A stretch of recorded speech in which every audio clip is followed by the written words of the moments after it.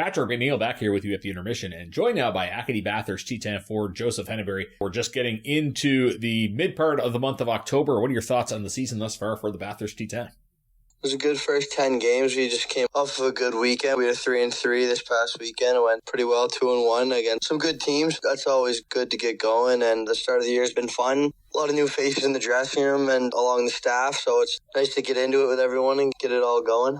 You just came off an appearance at San Jose Sharks training camp. Just tell us about that experience. It was a great experience. It was awesome. Obviously down in Vegas, the rookie tournament and all that.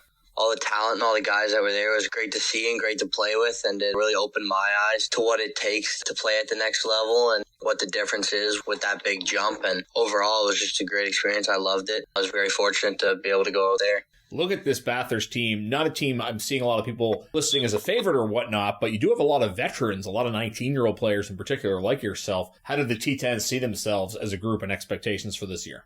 We do have quite a bit of older guys who have some talent as well. I think we got some strong older veterans on the team, and I think that's what we are relying on to not only lead the way in games, but to show the younger guys what it takes to be successful at this level and what you got to do at the rink every day or even in the classroom, in the gym and stuff like that. I think that's great for us, and I think we've used that to our advantage, and I think that the older guys just need to continue producing and being leaders on and off the ice. Playing against Cape Breton, you match up against one guy you know pretty well on the blue line, and that's Zach Biggar, your former teammate with the T10. How much do you look forward to playing against Zach? Who do you think has the advantage there? Yeah, I always like Biggs. He's a great guy. I'll let him know. He's the captain now over there, so I'll give him a few comments about that. But it's good. I'm excited to play against him and obviously know a couple other guys on that team too. Excited to get out there and get battling against them this year. Zach also wanted me to ask you about playing Fortnite in Bathurst. Who was the leader of that group? Yeah, we had some good times playing Fortnite back then. Me, him, and Kidney, we used to play quite a bit. Pass some time here and there throughout the year. It was good to get some fun and get some chemistry with that going. So we grew a lot on there together and became good buddies with that. Definitely things you'll remember when your Q days are over. I like to touch on players' paths to the league as well. You had the opportunity to play for an Atlantic Championship at the U15 level. You were victorious with Halifax Physio. Just tell us about that tournament.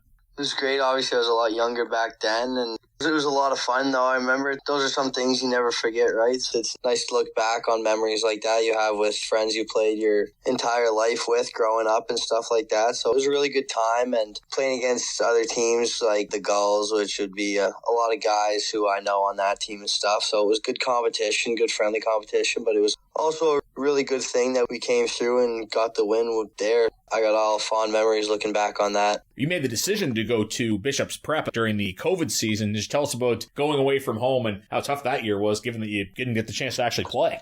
It was tough being there the whole time. There wasn't much freedom involved in going to school there, but I loved that decision. It improved me a lot as a hockey player, being able to be on the ice all the time. I think that's one benefit with that time with COVID and all that not everyone was fortunate enough to be able to have. And I used that to my advantage, and obviously it's a great school as well. I took my academics very seriously there, so that helped me develop into the student athlete I am today now, and I was very fortunate enough to be able to go there. Going through your stats and your career highs and whatnot, a peculiar stat that people in Cape Breton might not know, you've had 6 3-point games in your career. 3 of them were against the Eagles. Do players tend to notice trends like that? What is it about playing Cape Breton that gets you fired up?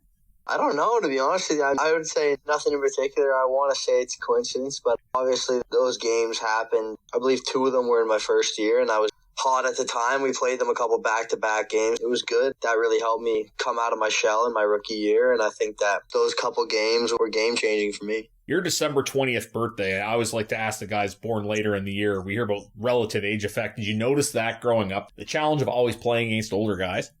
I've noticed it quite a bit more when you get into the age around the Bantam level, just because of the fact that's the age where guys are getting a lot stronger more naturally and growing a lot. So I find that's a big jump between the first year of your Bantam level and the second year. I think that guys grow a lot in that couple year span. So I did notice that playing against a lot of older, talented guys that we had in that league. 58.5% on the face-offs this year. What's been the key to your success in the dot, and how much are you enjoying playing more at the center position?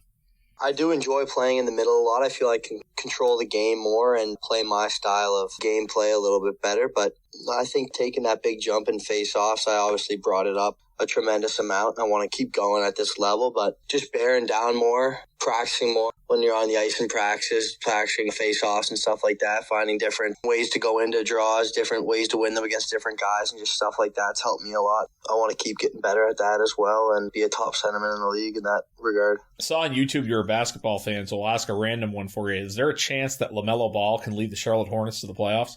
Yeah, I don't know. He doesn't got much help over there, but I think he's an all-around good point guard, and I took him in fantasy this year, so I'm hoping he can do that. Well, there you go. If nothing else, he'll get you some points. Last one for this interview, Joseph. If somebody hadn't seen you play before, how would you describe yourself as a player?